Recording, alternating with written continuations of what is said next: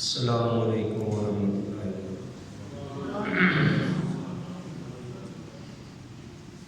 ان الحمد للہ نحمده ونستعینه ونستغفره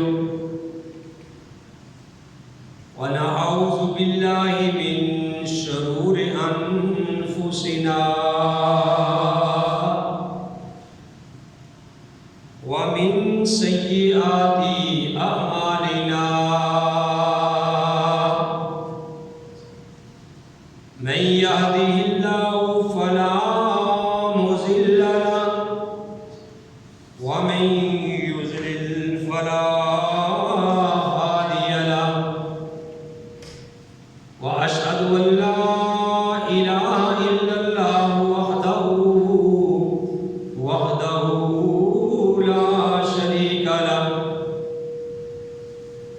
واشهد ان محمدا عبده ورسوله يا أيها الذين آمنوا اتقوا الله حق تقاته ولا تموتن إلا وأنتم مسلمون يا أيها الناس اتقوا ربكم الذي خلقكم من نفس واحدة وخلق منها زوجها وبث منهما رجالا كثيرا ونساء واتقوا الله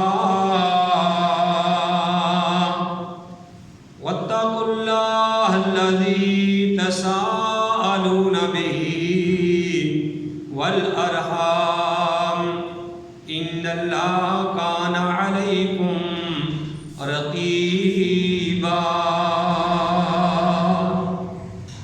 يا أيها الذين آمنوا اتقوا الله وقولوا قولا سديدا يصلح لكم أعمالكم ويغفر لكم ذنوبكم ومن يطع الله ورسوله فقد فاز فوزا عظيما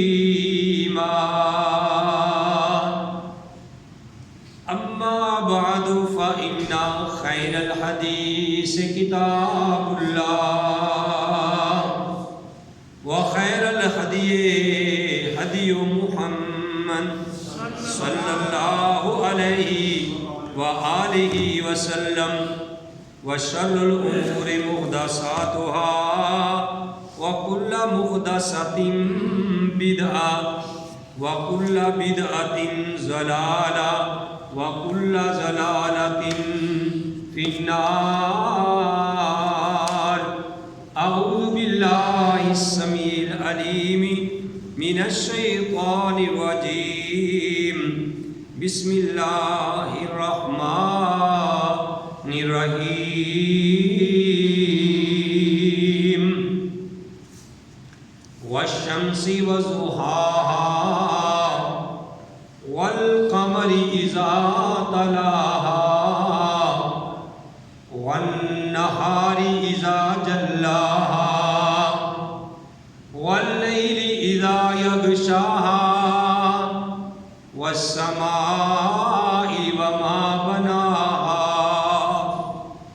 والأرض وما طحاها ونفس وما سواها فألهمها فجورها وتقواها قد أفلح من زكاها وقد خاب من دساها۔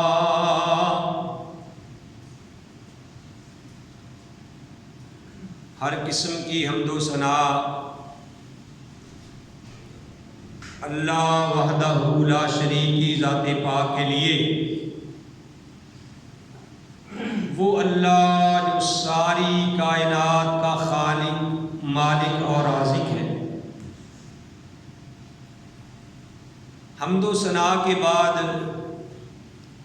لاکھوں اور کروڑوں درود السلام امام الانبیاء، امام القبلتین، امام الثقلین، امام الحرمین، امام اعظم، مرشد اعظم، رہبر اعظم، آمنہ کے لعل، عبداللہ کے در یتیم، ساری کائنات کے سردار محمد رسول اللہ صلی اللہ علیہ وآلہ وسلم کی ذات گرامی۔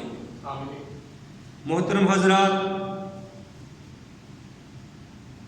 یہ بخشوں والا اور رحمتوں والا رمضان المبارک کا مہینہ بڑی تیزی کے ساتھ ہم سے بچھڑ کے چلا گیا ہے۔ اللہ رحیم و کریم سے دعا ہے کہ اللہ تعالی ہمارے رکھے ہوئے روزے، رات کا کیا ہوا قیام اپنی بارگاہ کے اندر قبول و منظور فرمائے۔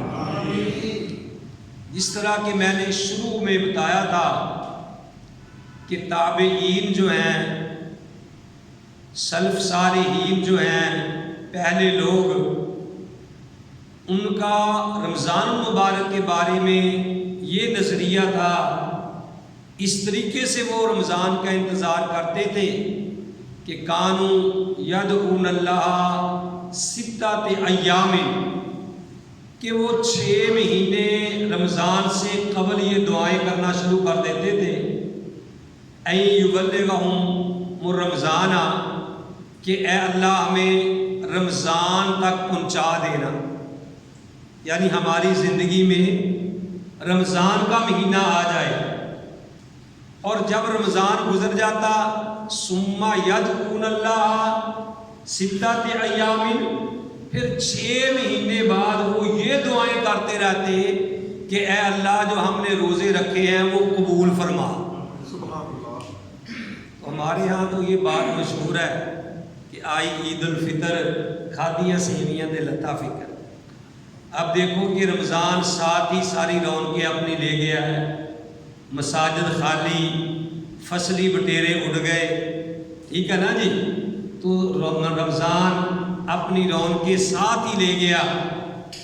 تو میرے بھائیوں، بات یہ ہے کہ جو آیات کریمہ میں نے آپ کے سامنے تلاوت کی ہے، اس میں اللہ حکم الحاکمین نے غالباً 8 قسمیں کھائی، والشمس وضحاها والقمر اذا تلاها، مجھے قسم ہے سورج کی جب وہ روشن ہوتا ہے، چاند کی جب وہ طلوع ہوتا ہے، اور دن کی جب وہ ظاہر ہوتا ہے، واللیل اذا یغشاها، رات کی قسم جب وہ ڈھانپ لیتی ہے، والسماء وما بناها، اور آسمان کی قسم، والارض وما طحاها، اور جو زمین بچائی ہے اس زمین کی قسم۔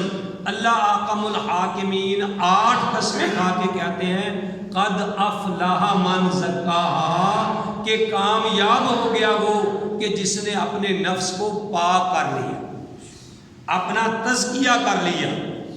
تو میرے بھائیوں، وہ ایک پنجابی میں شعر ہے، کہتے کہ پانی پرن سہیلیاں، بابا جی پانی پرن سہیلیاں تے رنگا رنگ کڑے، پر پڑیا اس دا جانیے جس دا توڑ چڑھے۔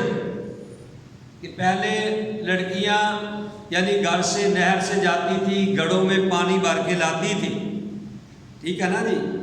تو پانی بھر کے لاتی تھی سر کے اوپر رکھ کے، کسی کا راستے میں پاؤں پھسل گیا، گر گئی تو پانی ضائع چلا گیا، کسی کا گھڑا پھوٹ گیا تو پانی ضائع کیا گیا۔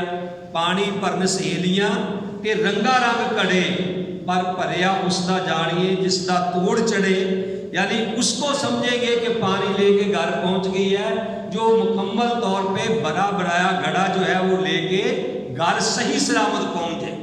تو میرے بھائیوں، روزے تو سب نے اکثر لوگوں نے رکھے ہیں، نمازیں بھی لوگ پڑھتے ہیں، لیکن اصل کامیابی یہ ہے کہ اللہ کے ہاں، بیٹا نہ کرو بھائی، کہ اللہ کے ہاں وہ قبول ہو جائیں، اللہ کے ہاں ان کی قیمت لگ جائے، ورنہ پھر میرے بھائیوں یہ نیکیاں یہ روزے ان کا کوئی فائدہ نہیں اگر اللہ کے ہاں وہ قبول نہیں ہوئے۔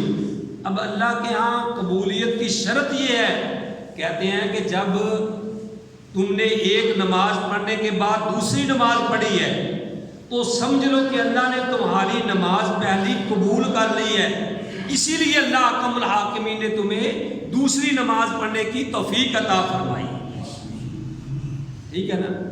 تو اگر رمضان کے روزے رکھ کے قیام کر کے اللہ کا قرآن پڑھ کے میرے بھائیوں تمہارے دلوں کو ایک روحانی خوشی محسوس ہوئی ہے اور پھر تم نے یہ تہیہ کر لیا ہے کہ انشاءاللہ اب ہم نماز پڑھا کریں گے، اب اسی طرح قرآن کے ساتھ لگاؤ رہے گا، اسی طریقے سے ہم حرام اور حلال کی تمیز کریں گے، تو میرے بھائیوں پھر فائدہ ہی فائدہ ہے، ورنہ پھر کوئی بھی فائدہ نہیں۔ رمضان جیسے آیا تھا گزر گیا، وہ آتا رہے گا گزرتا رہے گا۔ تو ہمیں ان باتوں کا خیال رکھنا چاہیے کہ اللہ کہہ رہے ہیں قد افلاح من زکاہا، کہ کامیاب ہو گیا وہ آدمی جس نے اپنا تزکیہ کر لیا، جس نے اپنے نفس کو پاک کر لیا۔ نمازی 3-4 قسم کے ہوتے ہیں، کہتے ہیں کوئی کاٹ کے، کوئی ٹھاٹ کے، کوئی 8 کے، کوئی 360 کے، کوئی تو ہوتے ہیں کبھی پڑھ لی کبھی نہ پڑھی، اور کبھی ہے وہ ساری زندگی نماز پڑھتے ہیں، اور کئی نمازی ایسے ہیں جو 8 دن بعد وہ جمعہ پڑھتے ہیں، اور کئی ایسے ہیں وہ 360 یعنی وہ سال کے بعد عید پڑھتے ہیں، اور کئی بدبخت ایسے بھی ہوتے ہیں کہ ان کو عید پڑھنا بھی نصیب نہیں ہوتی، وہ اپنی دنیا کے دھندوں میں اتنے لگے ہیں کہ ان کو عید پڑھنی بھی نصیب نہیں ہوتی۔ میرے بھائیوں ہم نے دین کو کھیل تماشا بنایا ہوا ہے، ہمارے اندر وہ شوق، ہمارے اندر وہ ذوق نہیں رہا۔ اب دیکھو جمعۃ المبارک کا دن ہے، جمعۃ المبارک کا دن ہے، تو آدمی کو چاہیے، پتہ ہے کہ جمعہ آ رہا ہے، اس کے لیے بندہ پہلے ہی تیاری کرے۔ اللہ نے قرآن میں کہا یا ایھا الذین آمنوا اذا نودی للصلاۃ من یوم الجمعۃ فاسعوا الی ذکر اللہ وذروا البیع، اے ایمان والو اذا نودی للصلاۃ، جب تمہیں نماز کے لیے پکارا جائے، جمعے کے لیے پکارا جائے، فاسعوا الی ذکر اللہ، تو تم جلدی جلدی اللہ کے ذکر کی طرف آؤ، وذروا البیع، اور اپنے جو کاروبار ہیں ان کو چھوڑ دو۔ اللہ کہتے ہیں ذالکم خیر لکم ان کنتم تعلمون، تمہارا کاروبار چھوڑ دینا یہ تمہارے لیے بہت بہتر ہے اگر تمہیں معلوم ہو جائے، اگر تمہیں یہ علم ہو جائے۔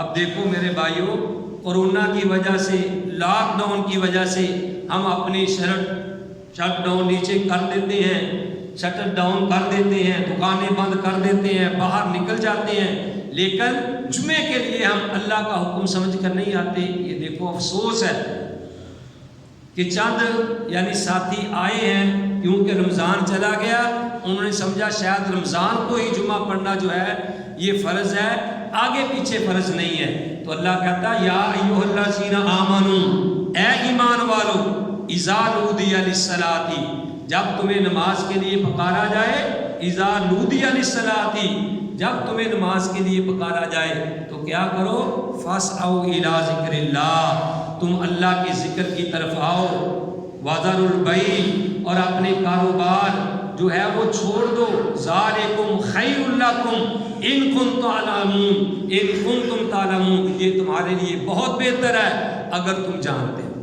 فاذا قضیت الصلاۃ، جب تم نماز مکمل کر لو، فانتشروا فی الارض، پھر زمین میں پھیل جاؤ، وابتغوا من فضل اللہ، پھر اللہ کا فضل تلاش کرو، پھر اللہ کا فضل جو ہے وہ تلاش کرو، وابتغوا من فضل اللہ واذکروا اللہ کثیرا لعلکم تفلحون، اور پھر اللہ کا ذکر کرو بہت زیادہ۔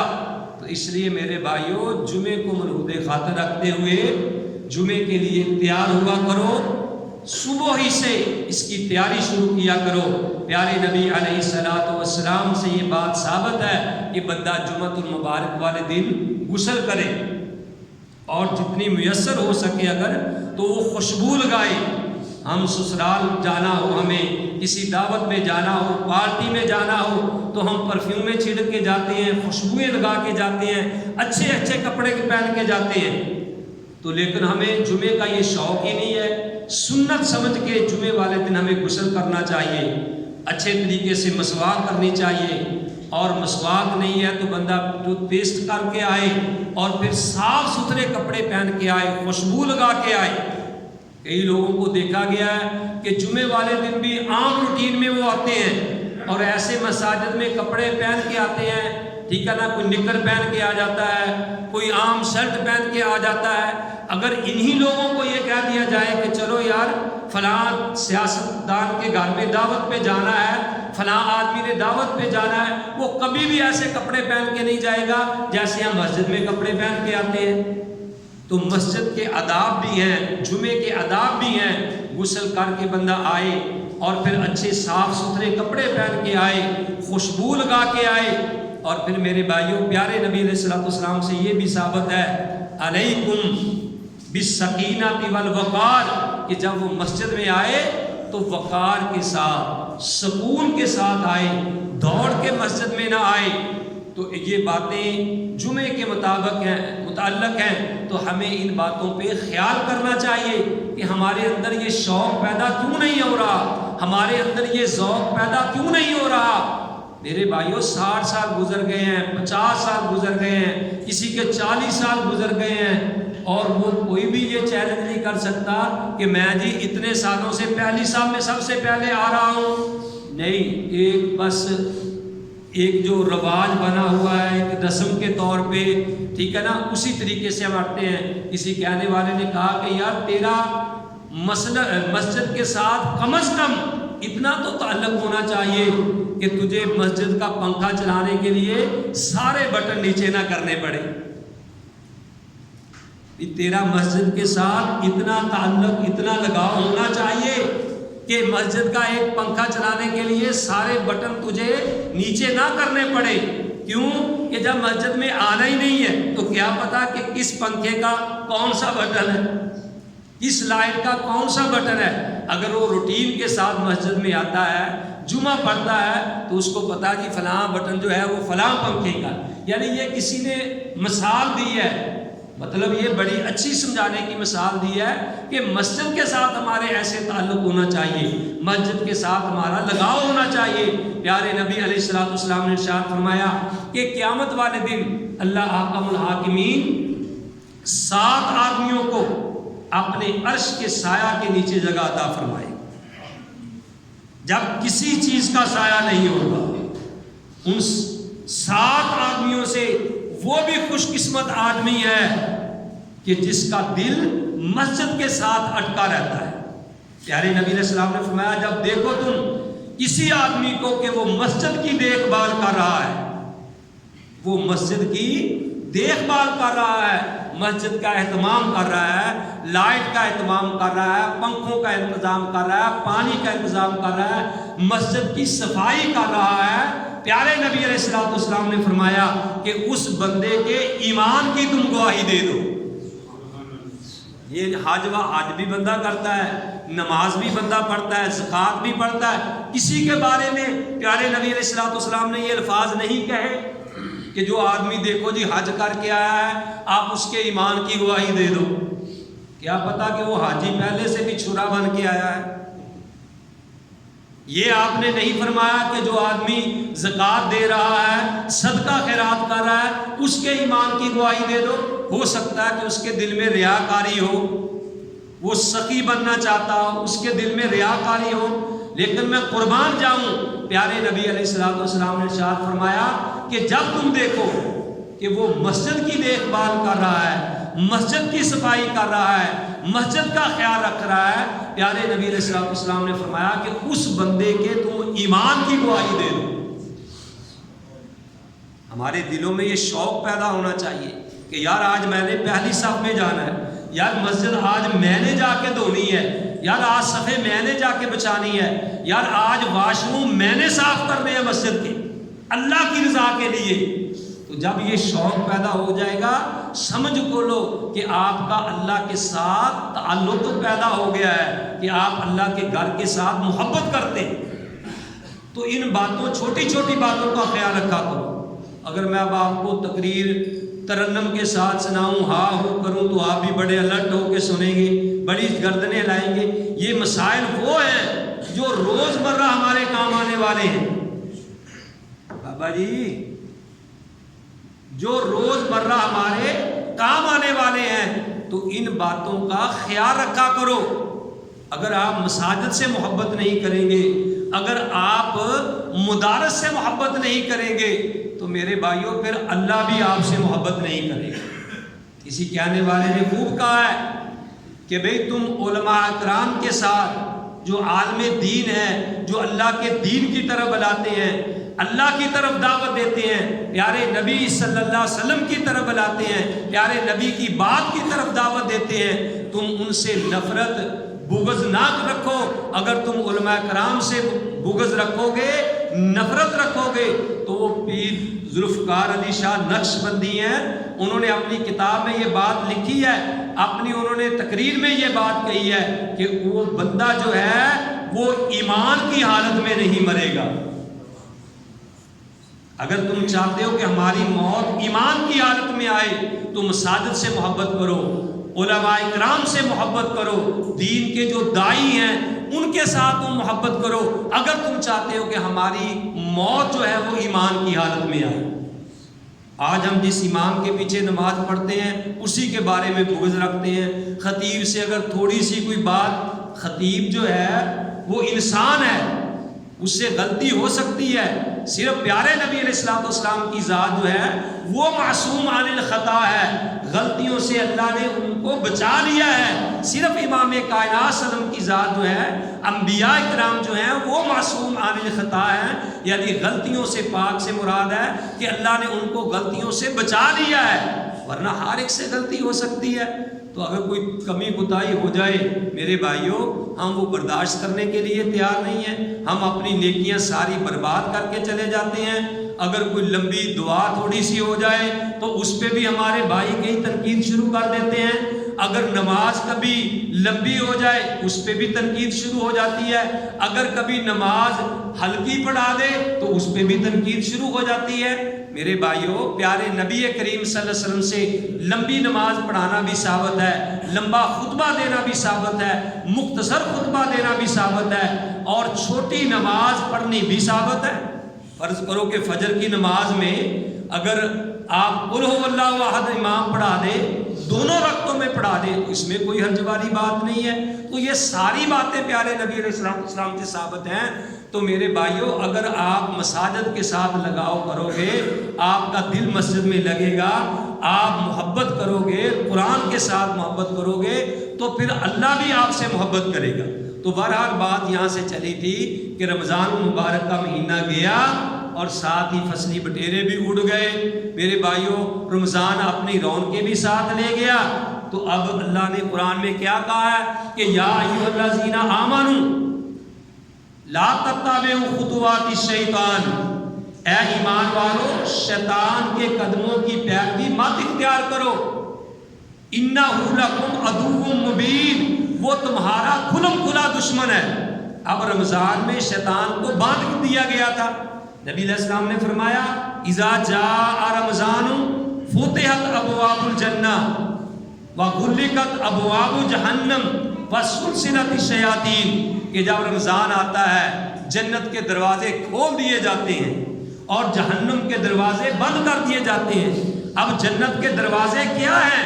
یہ نہیں کہ جنت کے گیٹ آسمانوں سے کھول دیے گئے ہیں۔ بعض مفسرین نے تو بڑی پیاری بات لکھی ہے کہ جنت کے دروازوں سے مراد یہ ہے جہنم کے دروازے بند کر دیے جاتے ہیں، جنت کے دروازے کھول دیے جاتے ہیں، کہ یہ جو زبان ہے یہ جنت میں جانے کا دروازہ ہے۔ ٹھیک ہے نا؟ ہماری شرمگاہیں جو ہیں یہ جنت میں جانے کے دروازے ہیں۔ کیوں کہ رمضان میں آدمی اپنی زبان سے کوئی ایسے الفاظ غلط نہیں کہتا، زبان سے بری بات نہیں کہتا اور بے حیائی کے قریب نہیں جاتا، گویا کہ اس کے لیے جنت کے راستے یہ کھلے ہوئے ہیں۔ اور پھر آپ نے فرمایا کہ شیطان کو جکڑ دیا جاتا ہے۔ جکڑ دینے سے مراد کیا ہے؟ بعض لوگ رمضان میں بھی غلطیاں کرتے ہیں، مطلب یہ ہے کہ شیطان بندے کو زبان سے ہی جہنم میں لے جانے کی کوشش کرتا ہے۔ جیسا کہ پیارے نبی علیہ السلام کو ایک آدمی آپ کے پاس آیا، کہنے لگا یا رسول اللہ کوئی نصیحت کیجیے۔ آپ نے زبان پکڑ کے فرمایا کہ اس کو تھام کے رکھو۔ آپ نے فرمایا جو ہم بات کرتے ہیں اسی کے بارے میں پکڑ ہوگی۔ آپ نے فرمایا تیری ماں تجھے گھل پائے، یہی زبان تو ہے جس کی وجہ سے لوگ الٹے کر کے جہنم میں پھینک دیے جائیں گے۔ کہ جب ہم آؤٹ آف کنٹرول ہو جاتے ہیں، زبان پہ ہمارا کنٹرول ہی نہیں، جھوٹ، بکواس، گانے، غلیظ لفظ جو ہے ہم کہتے ہیں، تو گویا کہ یہ جہنم میں جانے کا راستہ ہے۔ تو بھائیو جب شیطان جکڑ دیا گیا، اس کا مطلب کہ رمضان کے بعد شیطان کو کھول دیا گیا ہے۔ اور شیطان کیا ہے؟ اِنَّهُ لَكُمْ عَدُوٌّ مُّبِينٌ، وہ تمہارا دشمن ہے۔ تو آپ اپنی ایمانداری سے بتائیے، آپ کی کسی کے بندے کے ساتھ دشمنی ہو اور وہ قید میں بند ہو، جیل میں بند ہو، تو آپ اکڑ کے چل سکتے ہیں، بے فکر ہو کے سو سکتے ہیں، اور جناب جدھر سے مرضی آپ گزرے انجوائے کریں۔ کیوں؟ آپ کو پتا ہے کہ جو شیطان میرا دشمن ہے نا، وہ قید میں بند ہے، مجھے اب کوئی پرواہ نہیں۔ اور جب آپ کو پتا چل جائے کہ شیطان جو میرا دشمن تھا اب وہ رہا ہو کے آ گیا ہے، ٹھیک ہے نا، وہ رہا ہو کے آ گیا ہے، تو آپ اپنی ایمانداری سے بچائیں کہ ہم زیادہ الرٹ ہو کے رہیں گے یا ویسے پہلے کی طرح بے فکر ہو کے پھریں گے؟ نہیں، ہم الرٹ ہو جائیں گے، ہم اپنا اسلحہ ساتھ رکھنا شروع کر دیں گے، ہم اس بازار سے جانا بند، سوچ سمجھ کے جانا، کہیں وہ چھپ کے بیٹھا نہ ہو۔ تو یہ شیطان تو ہمارا عدو مبین، کھلم کھلا دشمن ہے، اور یہ رشوت بھی نہیں لیتا، ٹھیک ہے نا۔ تو اس لیے میرے بھائیوں، رمضان گزر گیا، اس کا مطلب یہ نہیں کہ ہم آزاد ہو گئے ہیں، نہیں، ہمیں نمازوں کا اہتمام کرنا چاہیے، ہمیں نمازوں کی پابندی کرنی چاہیے، مساجد کے ساتھ محبت اور لگاؤ رکھنا چاہیے۔ اللہ حکم الحاکمین سے دعا ہے کہ جو میں نے سنایا آپ بھائیوں نے سنا، اللہ مجھے بھی اور آپ کو بھی صحیح معنوں میں اس پہ عمل کرنے کی توفیق نصیب فرمائے۔ میرے بھائیوں، یہ ایک مسئلہ ہے شوال کے روزوں کے بارے میں۔ یہ جو آج یکم شوال ہے، پیارے نبی علیہ السلام نے فرمایا، صحیح اور مسلم میں یہ حدیث موجود ہے کہ جو آدمی رمضان کے روزے رکھے اور پھر رمضان کے ساتھ شوال کے 6 روزے رکھے، آپ نے فرمایا اس کی اتنی فضیلت ہے گویا کہ اس بندے نے سارا سال ہی روزے رکھے۔ تو یہ روزے ضروری نہیں کہ یکم شوال سے شروع کرنے ہیں، آپ شوال کے پورے مہینے میں، شوال کے پورے مہینے میں جب چاہیں یہ 6 روزے پورے کر سکتے ہیں، ٹھیک ہے نا۔ ان کی بڑی فضیلت ہے، اور میں نے وہ کل مسئلہ بتا دیا تھا، جو لوگ کہتے ہیں جی آج قضائی ہم نے دینی ہے، اعتکاف کی بھی قضائی دینی ہے کہ روزہ کھا لیا ہے، آپ ایسے چکروں میں نہ پڑیں، ایسی کوئی بات نہیں۔ میں نے کل وضاحت عید میں کر دی تھی کہ اگر کسی نے یہ زیادتی کی ہے تو اس کا وبال اس کے اوپر ہے، ہم اس کے ذمہ دار نہیں۔ انشاءاللہ آپ کے روزے مکمل ہو گئے ہیں، ٹھیک ہے نا۔ تو اس لیے آج کئیوں نے روزہ رکھا ہے، وہ روزہ دی قضائی دے رہے ہیں، اور کئیوں نے ایک دن اعتکاف بیٹھنا ہے، یہ تو دین کے ساتھ مذاق ہے، ایسا ہم نہیں کر سکتے اپنی مرضی سے، ہم شریعت کے پابند ہیں۔ تو یہ 6 روزوں کے بارے میں بھی بتایا ہے۔ اللہ تعالیٰ سے دعا ہے کہ اللہ تعالیٰ ہماری یہ نیکیاں قبول و منظور فرمائے۔ وما علیہ الا البلاغ۔